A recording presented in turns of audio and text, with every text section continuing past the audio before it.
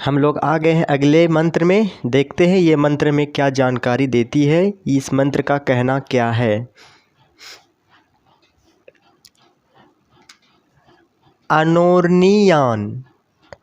अनोर्नियान मतलब अणु से अणु। इस जगह कहने का मतलब होता है अणु। अणु मतलब एक छोटा सा कण, सूक्ष्म। अणु का मतलब हो गया छोटा सा कण या सूक्ष्म। यहाँ तक हमें पता चला, आगे समझते हैं। अणु से अणु अर्थात सूक्ष्म से सूक्ष्म। और आगे समझते हैं महतो महियान, इसका मतलब ये हुआ महान से महान। इस यहाँ हमें पता चला अणु से अणु अर्थात छोटा से छोटा या सूक्ष्म से सूक्ष्म, और महान से महान। हमें दो तरह की जानकारी इस जगह मिल रही है। पहला मिल रही है एक सूक्ष्म से सूक्ष्म, और दूसरा मिल रही है कि महान से महान। तो इसके बाद समझेंगे। आत्माश्य जानतो जानतोर्निहतो गुहायाम। इसका मतलब ये हुआ कि हमारे जो आत्मा जो है, हमारा आत्मा या किसी भी प्राणी का आत्मा कहाँ निवास करता है, इस जगह हमें जानकारी मिलेगा। क्या कह रहा है? आत्माश जानतोर निहतो गुहायाम। गुहायाम मतलब क्या? हृदय रूपी गुफा। जो किसी भी प्राणी के अंदर हृदय रूपी गुफा रहती है या रहता है, उसी के अंदर मतलब हृदय रूपी गुफा के अंदर जो है, या जंतु रहे या जानवर रहे या आदमी रहे, कीट फतिंग कुछ भी रहे, तो इसका कहने का मतलब यह है किसी भी प्राणी, जंतु मतलब प्राणी, जंतु के हृदय रूपी गुफा या प्राणी के हृदय रूपी गुफा के अंदर आत्मा निवास करता है। तो हमें यहाँ तक जानकारी मिल गई। एक अणु से अणु या सूक्ष्म से सूक्ष्म क्या है, तो हमारा आंसर हो जाएगा सूक्ष्म से सूक्ष्म। अणु मतलब सूक्ष्म मतलब छोटा कण। अणु से अणु क्या है, हमारे यहाँ आंसर मिल चुका है, आत्मा है। अब इसी क्वेश्चन को दूसरे तरह से क्या कैसे पूछ सकता है? महतो महियान मतलब महान से महान कौन है। हमारा दो क्वेश्चन का एक ही आंसर होगा। एक होगा सूक्ष्म से सूक्ष्म क्या है, तो ये हमारा आत्मा हो जाएगा। दूसरा है महान से महान क्या है, इसका भी आत्मा का जो है उसका कोई प्रकृति नहीं होती है, वो सूक्ष्म से सूक्ष्म होती है और महान से महान होता है। इसकी हमें कोई प्रकृति नहीं मिल सकती है। हमें दो पंक्ति की हिंदी अर्थ पता चल गया, आगे समझेंगे।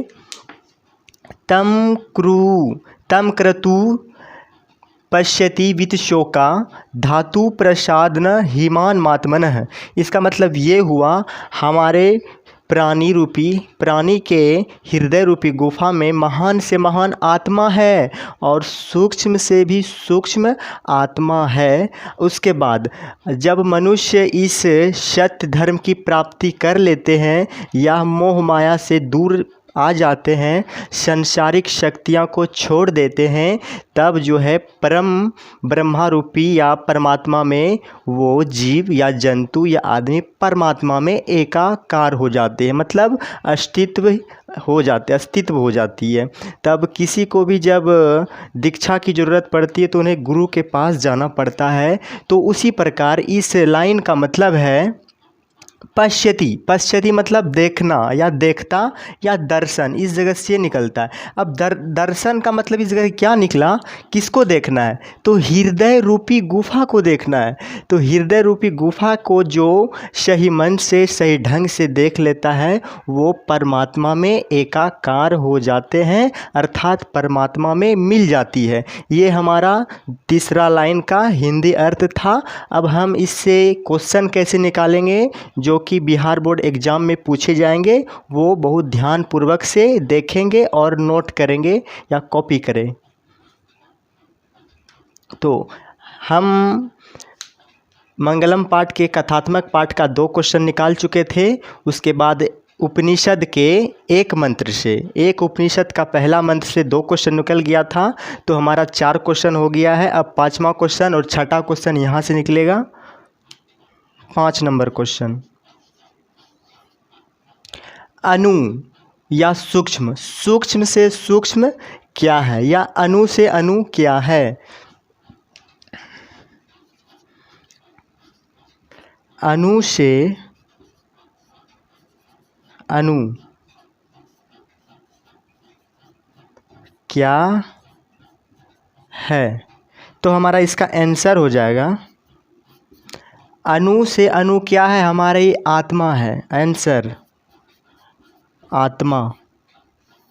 अब दूसरा छठा क्वेश्चन, अब यही आंसर को हम दूसरे क्वेश्चन से भी बना सकते हैं इस श्लोक के माध्यम से। महतो महीयान मतलब महान से महान कौन है?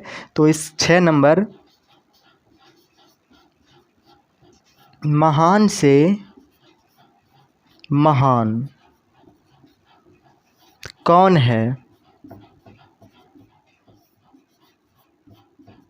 आंसर, इसका आंसर भी हो जाएगा आत्मा।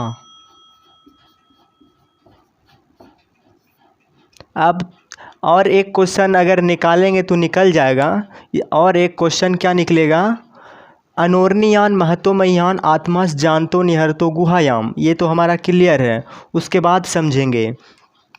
हमारा जो आत्मा है वो कहाँ रहती है? हृदय रूपी गुफा में रहती है, तो इसको लिखना है 7 नंबर।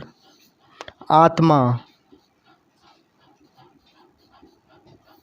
कहाँ निवास करती है या कहाँ रहती है? कहाँ निवास करती है?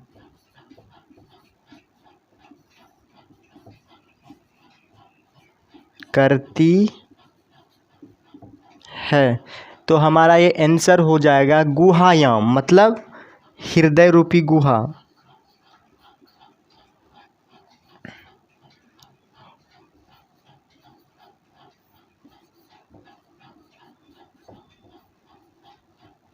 हृदय रूपी गुफा या गुहा।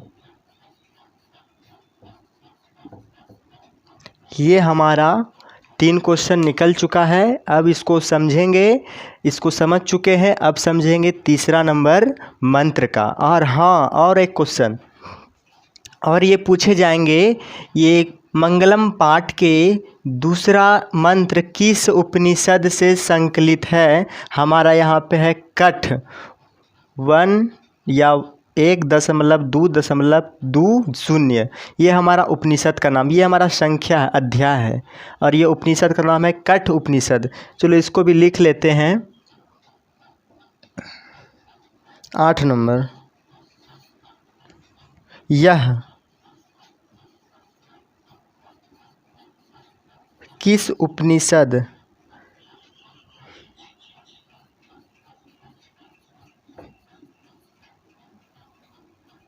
से संकलित है?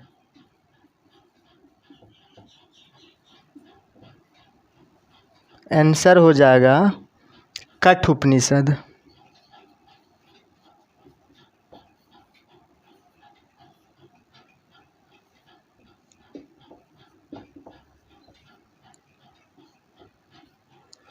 ये हमारा तैयार हो चुका है, इसे जल्दी से नोट कर लें।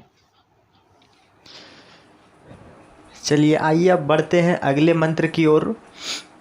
ये मंत्र है तीसरा नंबर, मंगल पाठ के तीसरा नंबर मंत्र।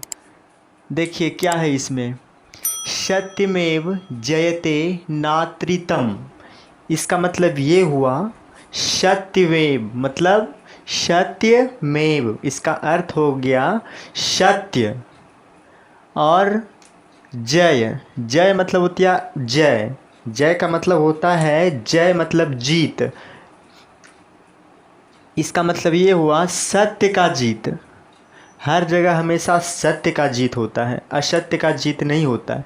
असत्य का जीत होता है, बल्कि लेट लगता है सत्य का जीत होने में, तो अंत में असत्य को छोड़कर सत्य का ही जीत होना पड़ता है, कोई भी चीज़ रहे। तुमको समझना है, सत्यमेव जयते मतलब सत्य की जीत होती है, नात्रितम मतलब होता है असत्य की नहीं। सत्य की जीत होती है, असत्य की जीत नहीं होती है। अब जीत को जय भी बोल सकते हैं और जीत भी बोल सकते हैं। तो हमारा क्वेश्चन तैयार हो गया, जीत किसकी होती है या जय किसकी होती है, और जीत किसकी नहीं होती है या जय किसकी नहीं होती है। तो यहाँ पे हो गया जय मतलब जीत, जीत किसकी होती है, तो इधर लिखा है सत्य की, और जीत किसकी नहीं होती है, यहाँ असत्य की। नात्रितम का मतलब होता है असत्य। तो हमारा यहाँ से यहाँ तक में 2 से 3 क्वेश्चन निकल चुका है। इसको इस प्रकार देखेंगे। हमारा उस दूसरा नंबर मंत्र में कुल मिलाकर के 7 क्वेश्चन निकल चुका था। अब ये तीसरा नंबर मंत्र में 2 से 3 क्वेश्चन निकलेगा। तो 7 के बाद 8 का number, 8 number question, 8 number question, जय किसकी होती है। जय मतलब जीत, जय किसकी होती है, किसकी होती है। तो हमारे इसका आंसर हो जाएगा, तो जय किसका होगा, तो सत्य की,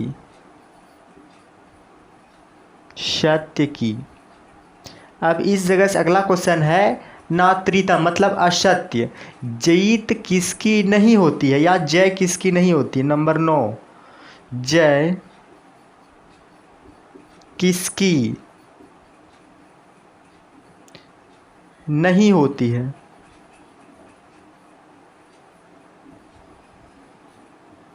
होती है। तो हमारा ये हो जाएगा असत्य। नात्रितम का मतलब होता है असत्य, आंसर असत्य। हमारा 2 क्वेश्चन निकल गया।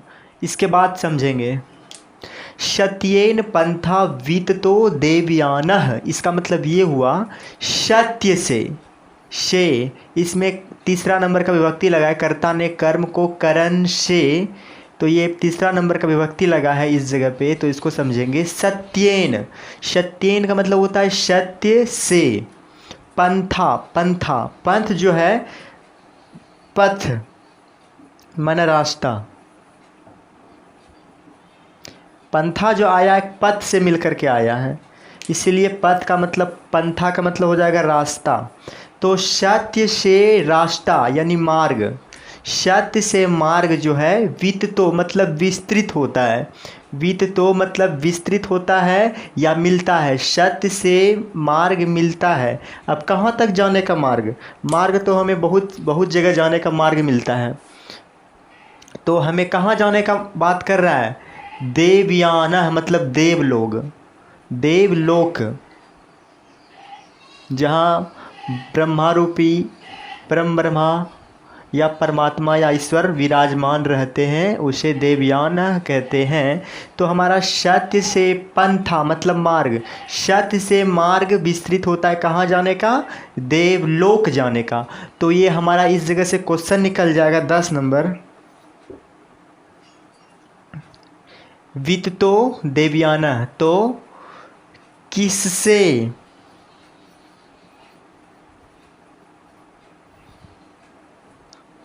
देवलोक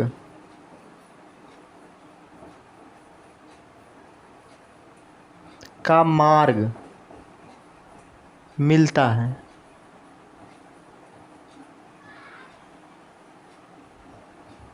तो हमारा आंसर हो जाएगा सत्येन मतलब सत्य से, आंसर सत्य से।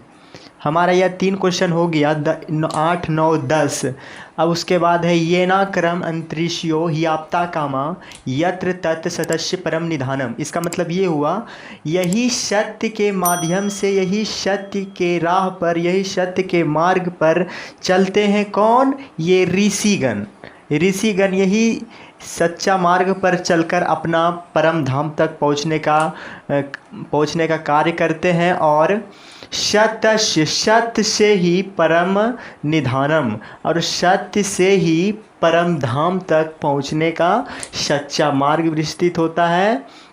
और सत्य से ही ऋषिगण, ऋषि मुनि, साधु संत आगे बढ़ते हैं और जो कि श्रेष्ठ स्थान तक पहुंच पाते हैं। तो कहाँ से, किससे? सत्य से, असत्य से नहीं। इसलिए हमें सत्य की राह पे चलना है। तो उसके बाद ये हमारा क्वेश्चन यहाँ तक हिंदी निकल चुका है। और एक क्वेश्चन मिलेगा कि ये जो श्लोक 3 नंबर है, ये 3 नंबर का श्लोक किस उपनिषद से लिया गया है? तो यहाँ पे है मुंडक 3.1.6। तो इसको लिखना है 11 नंबर क्वेश्चन। 11 नंबर क्वेश्चन ये लिखना है कि यह सब चौथा नंबर मंत्र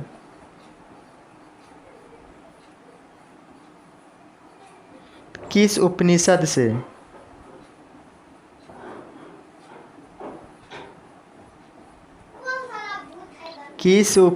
से संकलित है या लिया गया है? लिया गया है। तो हमारा आंसर हो जाएगा मुंडक 3.1.6। आंसर मुंडक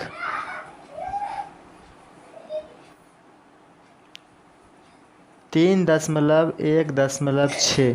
हमारा ये 11 नंबर तक क्वेश्चन बन चुका है। इसको ध्यान से नोट कर लें ताकि बिहार बोर्ड एग्ज़ाम में कहीं तरह की दिक्कत नहीं आए। फिर हम चलते हैं अगले मंत्र की ओर, मंगलम पाठ के चौथा मंत्र की ओर।